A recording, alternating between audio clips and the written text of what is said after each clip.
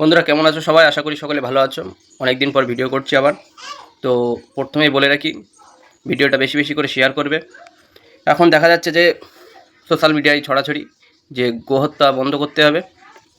আমার কথা হলো, গোহত্যা বন্ধ করতে হবে, জীব হত্যা বন্ধ করতে হবে। শুধু গোহত্যা কেন বন্ধ হবে? পুরো টোটাল গরু ছাগল যা আছে, হাঁস মুরগি সব টোটালটাই জীব হত্যা। আর কোনো গাছ থেকে যদি একটা ফলও পাড়া হয়, তার থেকে আঠা বার হয়, আমরা সেটা মনে করবো যে সেটা রক্ত বার হচ্ছে। তো সেগুলোও খাওয়া বন্ধ করতে হবে। এখন আবার বলছে যে 14 বছর বয়সী গরুগুলোকে কুরবানি করা যাবে। কিন্তু আমার কথা হলো, 14 বছর বয়সী মানে ওগুলো ওদের মাতা বলছে আবার।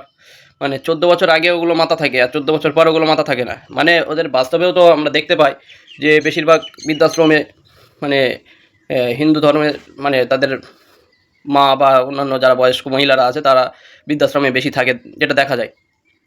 আর মানে 14 বছরের আগে সেটা মা, আর 14 বছর পরে মা আর থাকে না, সেটা আবার বৃদ্ধাশ্রমের দিকে, মানে সে বৃদ্ধাশ্রমে দিতে পারছে না, সেটা আমাদের কাছে খাওয়ার জন্য দিচ্ছে। ঠিক আছে। আর টোটাল ভারতবর্ষে এখন যেটা দেখা যাচ্ছে যে বিফ রপ্তানিতে ভারতবর্ষ দ্বিতীয় নম্বরে আছে। সেগুলোও বন্ধ করতে হবে। তোমরা বাইরে পাচার করবে, আর এখানে সাধারণ মানুষ খেলে দোষ। আর গোহত্যা কেন করা হবে? গোহত্যাটা ওদের বলছে যে মাতা হয়, গোমাতাকে খেতে পারবে না।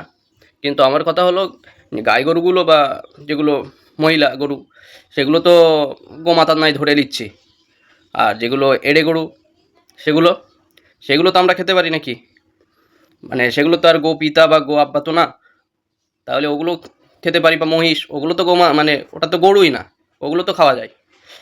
আর যদি তাছাড়া যদি কিছু না খেতে দেবো না, একটা ধর্মের দিকে জোর দেখিয়ে, ক্ষমতায় এসছি বলে জোর দেখিয়ে আমরা যা ইচ্ছা তাই করব, এটা তো হয় না। আইন যেহেতু হবে, সবার জন্যই সমান হবে। আর না, আমাদের সেন্টিমেন্টকে খাওয়া যাবে না। এতদিন পর বলছে আমাদের সেন্টিমেন্টকে খাওয়া যাবে না। হ্যাঁ, তো ধরে নাও তোমাদের ওটা সেন্টিমেন্ট। কিন্তু কেউ যদি মনে করে যে আমার এই খাসিটার সেন্টিমেন্ট, এই পাঁঠাটা সেন্টিমেন্ট, বা অন্য অন্য কিছু ওগুলো সেন্টিমেন্ট, তাহলে ওগুলো কি খাওয়া বন্ধ করে দেবে?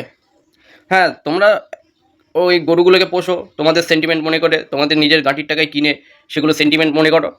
সেগুলোকে তোমরা মানে বিক্রি করো না। বাড়ি ভালো করে সুন্দর করে গুছিয়ে একদম ঘরের ভিতরে খাটের উপরে শুতে দেবে, দরকার পড়ে তার পাশে গিয়ে শোবে।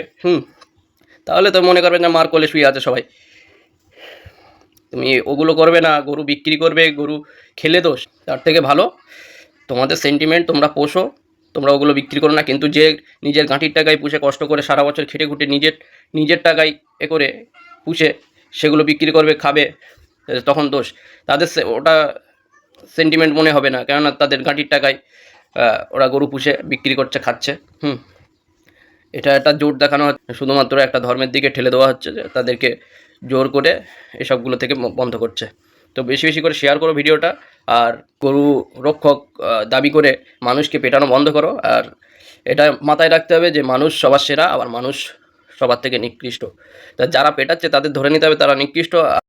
সরকারের বিরুদ্ধে নয়, তবে সরকার যেগুলো ভোটের আগে প্রতিজ্ঞাবদ্ধ হয়েছিল বা প্রমিস করেছিল যে এইগুলো করে দেবো সব, সেগুলোর এখনও একটাও বাস্তবায়িত হয়নি। হয়তো হবে বলেছে, কিন্তু এখনও সেগুলো হয়নি। সেগুলো ছাড়া এখন এই গোহত্যা বা তোমার এসব রাস্তায় নামাজ পড়া, এসব হেন তেন নিয়ে মানে এসবগুলো করছে। কিন্তু আমরা দেখছি তামিলনাড়ুতে, মানে সরকারের শপথের পরেই যে 200 ইউনিট করে ইলেকট্রিক বিল, সেটা ফ্রি চালু হয়ে গিয়েছে। আর অন্যান্যগুলো সব চালু হয়ে যাচ্ছে। কিন্তু আমাদের এখানে কোনো কাজই হয়নি এখনও পর্যন্ত, তবে হবে বলেছে। এগুলো যে কাজের দিকে নজর দিতে হবে। এসব তুমি মানুষ, এটা চিন্তা করো, তো বিবেক বুদ্ধি দিয়ে বিচার করো। হ্যাঁ, অন্ধভক্ত হয়েও না, একটু বিবেক দিয়ে বিচার করো। সকলে সুবুদ্ধি হোক, এটাই আশা করি।